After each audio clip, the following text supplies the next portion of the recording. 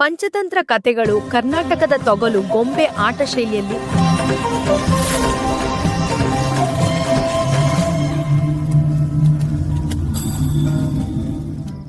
ಮುದಕರು ದೀಪಗಳನ್ನು ಹಚ್ಚಿ ಪ್ರಾಮಾಣಿಕನು ಕುಟಿಲನವನು ಎಂಬ ಕಥೆಯನ್ನು ಆರಂಭಿಸುತ್ತಾರೆ.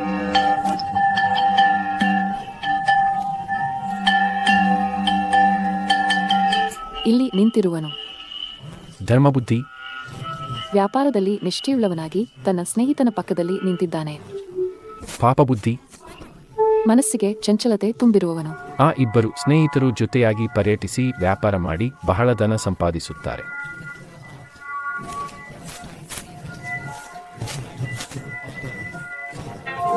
ಒಂದು ಮಹಾ ಮರದ ಕೆಳಗೆ ಅವರು ತಮ್ಮ ಧನವನ್ನು ಹೂತು ನಂತರ ಹಂಚಿಕೊಳ್ಳುವುದಾಗಿ ನಿರ್ಧರಿಸುತ್ತಾರೆ.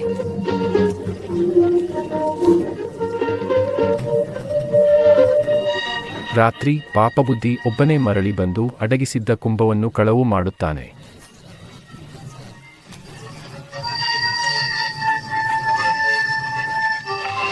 ನೀನೇ ತೆಗೆದೆ ಧರ್ಮಬುದ್ಧಿ ಎಂದು ಕೂಗುತ್ತಾನೆ.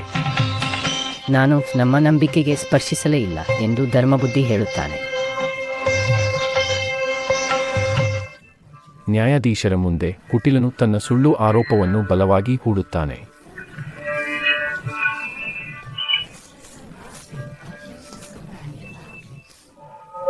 ಅದಕ್ಕೆ ಪಾಪಬುದ್ಧಿ ತನ್ನ ತಂದೆಗೆ ಒಂದು ವಂಚನೆಯ ಯುಕ್ತಿಯನ್ನು ಕಲಿಸುತ್ತಾನೆ.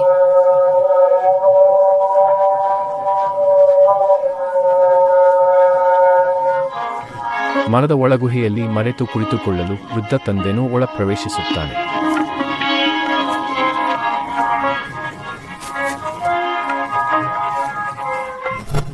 ಮರದ ದೇವತೆ ಮಾತನಾಡಲಿ ಎಂದು ಜನರು ಬೇಡಿಕೊಳ್ಳುತ್ತಾರೆ.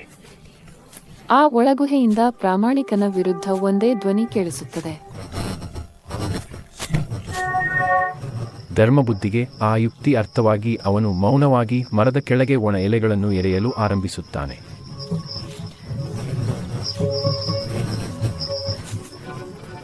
ಒಳಗಿಂದಲೇ ಸತ್ಯವೇ ಉತ್ತರಿಸಲಿ ಎಂದು ಅವನು ಹೇಳುತ್ತಾನೆ.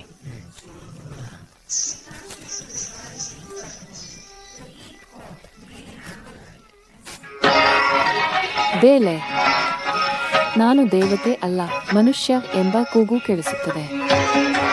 ತಂದೆ ಮರದಿಂದ ಬೀಳುತ್ತಾನೆ. ವಂಚನೆಯ ಗುಟ್ಟು ಬಯಲಾಗುತ್ತದೆ. ತಮ್ಮದೇ ಕುಟಿಲ ಬುದ್ಧಿಯಿಂದ ಸಿಕ್ಕಿಬಿದ್ದ ಪಾಪಬುದ್ಧಿಗೆ ನ್ಯಾಯಾಧೀಶರು ಶಿಕ್ಷೆ ವಿಧಿಸುತ್ತಾರೆ.